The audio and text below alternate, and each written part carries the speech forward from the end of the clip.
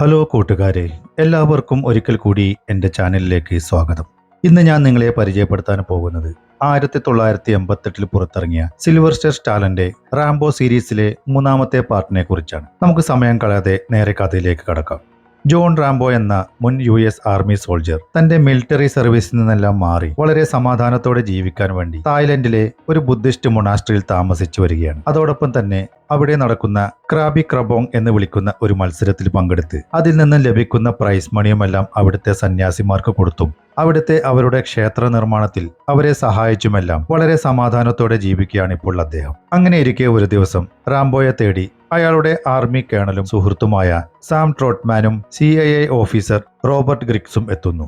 അവരുടെ ആവശ്യം എന്തെന്നാൽ റഷ്യൻ അധിനിവേശത്തിലുള്ള അഫ്ഗാനിസ്ഥാനിലെ റിബലുകളെ സഹായിക്കാൻ US ആർമി അങ്ങോട്ടേക്ക് അയക്കുന്ന ടീമിലേക്ക് റാംബോയെ കൂടി കൂട്ടുക എന്നതായിരുന്നു. എന്നാൽ തനിക്കിനി ഒരു യുദ്ധത്തിലും താല്പര്യമില്ല, ഞാനിവിടെ സമാധാനത്തോടെ ജീവിക്കുകയാണ് എന്നൊക്കെ പറഞ്ഞ് റാംബോ അവരുടെ ക്ഷണം നിരസിക്കുകയും ചെയ്യുന്നു. അങ്ങനെ അവരവിടെ നിന്നും നിരാശരായി മടങ്ങിപ്പോവുകയും ട്രോട്ട്മാനും സംഘവും ഈ ദൗത്യത്തിനായി അഫ്ഗാനിസ്ഥാനിലേക്ക് പുറപ്പെടുകയും ചെയ്യുന്നു. എന്നാൽ പോകുന്ന വഴിയിൽ അവരെ റഷ്യൻ പട്ടാളം ആക്രമിക്കുകയും ട്രോട്ട്മാന്റെ സംഘത്തിലുള്ളവരെ വധിക്കുകയും ട്രോട്ട്മാനെ ബന്ദിയാക്കുകയും ചെയ്യുന്നു. പിറ്റേ ദിവസം ഓഫീസർ ഗ്രിക്സ് റാംബോയെ കണ്ട് ഈ വിവരങ്ങളെല്ലാം പറയുന്നു. അവരുടെ പിടിയിലായ നിന്റെ സുഹൃത്തിനെ നിനക്കിനി തിരിച്ചു കിട്ടാൻ പോകുന്നില്ല, അവർ അയാളെ കൊന്നുകളയും എന്നൊക്കെ റാംബോയോട് പറയുകയും ചെയ്യുന്നു. ഈ ട്രോട്ട്മാൻ എന്ന് പറയുന്ന ആൾ റാംബോയുടെ സീനിയർ ഓഫീസർ മാത്രമായിരുന്നില്ല, നല്ല ഒരു കൂട്ടുകാരനും ഗുരുതുല്യനും റാംബോയോട് പ്രത്യേകം സ്നേഹമുള്ള ആളുമായിരുന്നു അദ്ദേഹം. അതുകൊണ്ട് തന്നെ ഈ വിവരം കേട്ട റാംബോക്ക് കൂടുതൽ ആലോചിക്കാൻ സമയമില്ലായിരുന്നു. അവിടുത്തെ റിബലുകളെ സഹായിക്കുക എന്നതിലുപരി തന്റെ ഉറ്റ ചങ്ങാതിയെ രക്ഷിക്കുക എന്നുള്ളത് തന്റെ ഉത്തരവാദിത്തമാണെന്ന് അറിയുന്ന റാംബോ സമയം പാഴാക്കാതെ ആ ദൗത്യത്തിനായി പുറപ്പെടുന്നു. അങ്ങനെ അദ്ദേഹം പാകിസ്ഥാനിലെ പെഷവാറിൽ എത്തുകയും അവിടുത്തെ ഒരു മാർക്കറ്റിലെത്തുകയും ചെയ്യുന്നു. പോരാട്ടത്തിന് ആവശ്യമുള്ള ആയുധങ്ങൾ വേണം, മാത്രമല്ല അവിടുത്തെ റിബലുകളുടെ താവളത്തിലെത്താൻ ഒരു ഗൈഡും വേണം. അങ്ങനെ അവിടുത്തെ ഒരു ആർമി ഷോപ്പിൽ നിന്നും അദ്ദേഹം മൂസ ഗനി എന്നയാളെ കാണുകയും തന്റെ വരവിന്റെ ഉദ്ദേശം അയാളോട് പറയുകയും ചെയ്തു. എന്നാൽ നിങ്ങൾ കണ്ടിട്ട് ഒരു ടൂറിസ്റ്റിന്റെ പോലെയാണ് തോന്നുന്നത്, തോക്കൊക്കെ ഉപയോഗിച്ച് പരിചയമുണ്ടോ എന്നെല്ലാം റാംബോയോട് അദ്ദേഹം ചോദിക്കുന്നുമുണ്ട്. എന്തായാലും ഒടുവിൽ അയാൾ റാംബോയെ അങ്ങോട്ടേക്ക് കൊണ്ടുപോകാമെന്ന് സമ്മതിക്കുകയും ചെയ്യുന്നു. അങ്ങനെ അവർക്ക് ആവശ്യമുള്ള ആയുധങ്ങളെല്ലാം എടുത്ത് ഇരുവരും കുതിരപ്പുറത്ത് കയറി മലനിരകൾ താണ്ടി അഫ്ഗാനിസ്ഥാൻ ലക്ഷ്യമാക്കി നീങ്ങുകയും ചെയ്യുന്നു. ഇതേ സമയം സോവിയറ്റ് ക്യാമ്പിൽ തടവിലിട്ടിട്ടുള്ള കേണൽ ട്രോട്ട്മാനെ അവിടുത്തെ ജയിലധികാരി കേണൽ ജെയ്സനും അയാളുടെ വലങ്കയായ സർജൻ കൗറോവും പീഡിപ്പിക്കുകയും ഞങ്ങൾക്കെതിരെ ഉപയോഗിക്കാൻ വേണ്ടി നിങ്ങൾ നിർമ്മിച്ചിട്ടുള്ള സ്ട്രിംഗർ മിസൈലിന്റെ വിവരങ്ങൾ പറഞ്ഞു കൊടുക്കാൻ നിർബന്ധിക്കുകയും ചെയ്യുന്നു. എന്നാൽ ധീരനായ ട്രോട്ട്മാൻ ഞങ്ങൾ വിയറ്റ്നാം വാർ വിജയകരമായി പൂർത്തിയാക്കിയാണ് ഇവിടെ എത്തിയിട്ടുള്ളത്, അടുത്തത് നിങ്ങളെ അഫ്ഗാനിസ്ഥാനിൽ നിന്നും തുടച്ചു നീക്കുകയാണ് ഞങ്ങളുടെ ലക്ഷ്യമെന്നും അയാളോട് പറയുന്നു. അതേസമയം മലനിരകൾ താണ്ടി മൂസ ഗനിയും റാംബോയും അഫ്ഗാനിസ്ഥാനിൽ പ്രവേശിക്കുകയും അവിടുത്തെ മുജാഹിദീൻ എന്ന് പേരുള്ള റിബലുകളുടെ ക്യാമ്പിലെത്തുകയും ചെയ്യുന്നു. അങ്ങനെ അവിടുത്തെ റിബലുകളുടെ നേതാവായ മസൂദിന്റെ നേതൃത്വത്തിൽ നടക്കുന്ന ചർച്ചയിൽ റാംബോയെ സഹായിക്കാൻ അവർക്ക് നിർവാഹമില്ല എന്നറിയിക്കുന്നു. മാത്രമല്ല ഭീരുക്കളായത് കൊണ്ടല്ല, ഞങ്ങളുടെ കൂട്ടത്തിലെ സ്ത്രീകളും കുട്ടികളുമെല്ലാം യുദ്ധാനന്തരം കയ്യും കാലും നഷ്ടപ്പെട്ട് കിടക്കുകയാണ്, അവരെ ഇവിടെ ഉപേക്ഷിച്ച് നിങ്ങളുടെ കൂടെ പോരാൻ പറ്റാത്ത അവസ്ഥയായത് കൊണ്ടാണ്, നിങ്ങൾ ഞങ്ങളോട് ക്ഷമിക്കണം എന്നും അവർ റാംബോയോട് പറയുന്നു. അപ്പോൾ റാംബോ അവരോട് കുഴപ്പമില്ല, ഞാൻ എന്തായാലും തീരുമാനിച്ച് ഉറപ്പിച്ചു വന്നതാണ്, എനിക്ക് ഒറ്റക്കാണെങ്കിലും പോയേ തീരൂ എന്ന് പറഞ്ഞ് അവിടെ നിന്നും ഇറങ്ങുന്നു. തുടർന്ന് അദ്ദേഹം അവിടുത്തെ ആളുകളുടെ ഒരു വിനോദമായിരുന്ന ബുസ്കാഷിയിൽ പങ്കെടുത്തുകൊണ്ടിരിക്കെ പെട്ടെന്ന് സോവിയറ്റ് ഹെലികോപ്റ്ററുകൾ അവിടെ എത്തി ആ ഗ്രാമത്തെ ആക്രമിക്കുന്നു. അതിൽ സ്ത്രീകളും കുട്ടികളും അടക്കം ഒട്ടേറെ പേർ കൊല്ലപ്പെടുകയും ചെയ്യുന്നു. റാംബോയും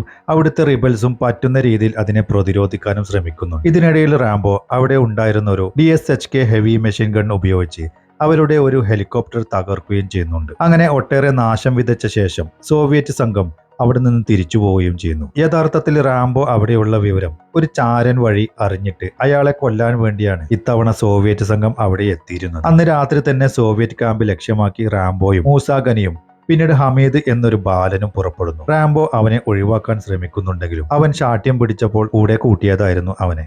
അങ്ങനെ രാത്രിയുടെ മറവിൽ അവർ സോവിയറ്റ് ജയിലിന്റെ കോമ്പൗണ്ടിനകത്ത് നുഴഞ്ഞു കയറുന്നു. ഹമീദിന് അവരുടെ കൂടെ അകത്ത് കയറാൻ ആഗ്രഹം പറഞ്ഞെങ്കിലും റാംബോ അവനോട് നീ പുറത്തു നിന്ന് ഞങ്ങൾക്ക് സിഗ്നൽ തന്നാ മതി എന്ന് പറഞ്ഞ് അവനെ പുറത്തു നിർത്തുന്നു. പിന്നീട് റാംബോയും മൂസ ഗനിയും അവിടെ നിർത്തിയിട്ടിരുന്ന മിലിറ്ററി വാഹനങ്ങളിലും ജയിലിന്റെ വിവിധ ഭാഗങ്ങളിലും ടൈം ബോംബ് വെക്കുന്നു. ശേഷം കേണൽ ട്രോട്ട്മാനെ രക്ഷിക്കാൻ ജയിലിനകത്ത് പ്രവേശിക്കുന്നു. അപ്പോഴേക്ക് ഹമീദും അകത്ത് കയറിയിട്ടുണ്ടായിരുന്നു. എന്നാൽ ഇവർ സുരക്ഷാ ഭടന്മാരുടെ കണ്ണിൽപ്പെടുകയും ഇരു കൂട്ടരും തമ്മിൽ ശക്തമായ വെടിവെപ്പ് നടക്കുകയും ചെയ്യുന്നു.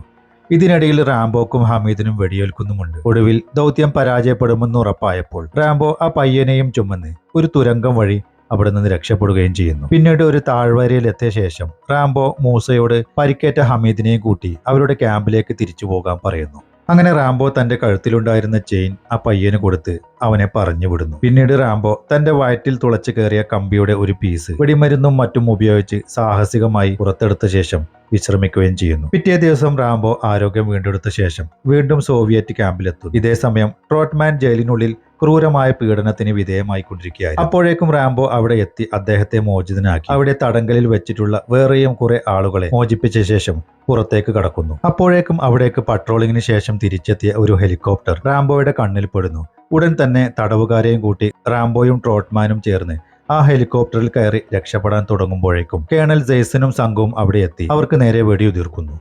ഇതിനിടയിൽ പലർക്കും വെടിയേൽക്കുകയും ഹെലികോപ്റ്റർ തകരാറിലാവുകയും ചെയ്യുന്നു. എന്നാൽ ആ തകർന്നുകൊണ്ടിരിക്കുന്ന ഹെലികോപ്റ്ററുമായി റാംബോ മുന്നോട്ട് തന്നെ പോകുന്നു. വഴിയിൽ വെച്ച് നിയന്ത്രണം വിട്ട ഹെലികോപ്റ്റർ ഒരു താഴ്വരയിലേക്ക് ക്രാഷ് ലാൻഡ് ചെയ്യിക്കുന്നു. ലാൻഡ് ചെയ്ത ഉടൻ തന്നെ അവരതിൽ നിന്നും ഇറങ്ങി ഓടുകയും ഉടൻ തന്നെ അത് പൊട്ടിത്തെറിക്കുകയും ചെയ്യുന്നു. പിന്നീട് തടവുകാരെയെല്ലാം അവിടെ നിന്ന് മാറ്റിയ ശേഷം റാംബോയും ട്രോട്ട്മാനും അവസാന യുദ്ധത്തിനായി പുറപ്പെടുന്നു. അപ്പോഴേക്കും സോവിയറ്റ് ഹെലികോപ്റ്ററുകൾ അവരെ തേടിയെത്തുന്നു. ഇതിലൊരെണ്ണം റാംബോ അമ്പെയ്ത് വീഴ്ത്തുന്നുമുണ്ട്. പിന്നീട് ഒരു ഗുഹയിലേക്ക് ഇറങ്ങുന്ന അവരെ തേടി മറ്റൊരു സംഘം അവിടെ എത്തുന്നു. ആ ഗുഹക്കകത്ത് വെച്ച് തന്റെ ഒളിപ്പോരിലൂടെ റാംബോ എല്ലാവരെയും വധിക്കുന്നു. ശേഷം പുറത്തു വരുന്ന അവരെ കാത്ത് സർജൻ കൗറോ അവിടെ നിൽപ്പുണ്ടായിരുന്നു. തുടർന്ന് ഏറെ നേരത്തെ പോരാട്ടത്തിനൊടുവിൽ അയാളെയും റാംബോ വധിക്കുന്നു. പിന്നീട് അവിടെ നിന്നും പാകിസ്ഥാൻ അതിർത്തിയോടടുത്ത് എത്തുമ്പോഴേക്കും ജെയ്സന്റെ നേതൃത്വത്തിൽ ഒരു വൻ സൈന്യം തന്നെ അവരെ വളയുന്നു. റാംബോയോടും ട്രോട്ട്മാനോടും ആയുധം വെച്ച് കീഴടങ്ങാൻ ജെയ്സൻ പറയുന്നു. എന്നാൽ കീഴടങ്ങാൻ ഒരുക്കമില്ലാത്ത റാംബോ ആക്രമണത്തിന് തന്നെ മുതിരുന്നു. എന്നാൽ അവർക്ക് ഏറെ നേരം പിടിച്ചു നിൽക്കാനാവാതെ ഒരു കിടങ്ങിനടിയിൽ മറഞ്ഞിരിക്കുന്ന നേരത്ത് അവർക്ക് കുതിരക്കുളമ്പടിയുടെ ശബ്ദം കേൾക്കുന്നു. അവർ നോക്കിയപ്പോൾ അത് മസൂദിന്റെ നേതൃത്വത്തിലുള്ള മുജാഹിദീൻ സംഘമായിരുന്നു. അവർ കൂടി എത്തിയതോടെ റാംബോക്ക് പ്രതീക്ഷയേറുന്നു. അങ്ങനെ രണ്ടു കൂട്ടരും ചേർന്ന് സോവിയറ്റ് പടക്കെതിരെ ശക്തമായ ആക്രമണം നടത്തുന്നു. അവസാനം റാംബോ ഒരു ടാങ്ക് തട്ടിയെടുത്ത് അതിൽ കയറി ഹെലികോപ്റ്ററിൽ ഇരിക്കുന്ന ജെയ്സിന് നേരെ കുതിക്കുന്നു. തുടർന്ന് ഇരു കൂട്ടരും പരസ്പരം വെടിയുതിർക്കുകയും മുന്നോട്ട് കുതിക്കുകയും ചെയ്യുന്നു. ഒടുവിൽ ഹെലികോപ്റ്ററും ടാങ്കും തമ്മിൽ കൂട്ടിയിടിച്ച് പൊട്ടിത്തെറിക്കുന്നു. അതിൽ ജെയ്സൻ കൊല്ലപ്പെടുകയും ചെയ്യുന്നു. കുറച്ച് സമയത്തിന് ശേഷം റാംബോ പരിക്കുകളോടെ ആ ടാങ്കിൽ നിന്നും പുറത്തേക്ക് വരുന്നു. ഇത് കാണുന്ന മൂസയും ഹമീദും മറ്റ് അഫ്ഗാൻ പോരാളികളും ആഹ്ലാദാരവത്തോടെ റാംബോയെ സ്വീകരിക്കുന്നു. പിന്നീട് യുദ്ധം ജയിച്ച റാംബോയും ട്രോട്ട്മാനും ഹമീദിനോടും സംഘത്തോടും യാത്ര പറഞ്ഞ് അവിടുന്ന് തിരിച്ചു പോകുന്നതും കാണിച്ച് സിനിമ അവസാനിക്കുന്നു. ഈ ചിത്രത്തെക്കുറിച്ചുള്ള നിങ്ങളുടെ അഭിപ്രായങ്ങളും നിർദ്ദേശങ്ങളും താഴെ കാണുന്ന കമന്റ് ബോക്സിൽ രേഖപ്പെടുത്തുമല്ലോ. മാത്രമല്ല വീഡിയോ ലൈക്ക് ചെയ്യാനും ചാനൽ സബ്സ്ക്രൈബ് ചെയ്യാനും ഓർമ്മിപ്പിച്ചുകൊണ്ട് നിർത്തുന്നു. മറ്റൊരു ചിത്രത്തിന്റെ വിശേഷങ്ങളുമായി വീണ്ടും കാണാം. നന്ദി, നമസ്കാരം.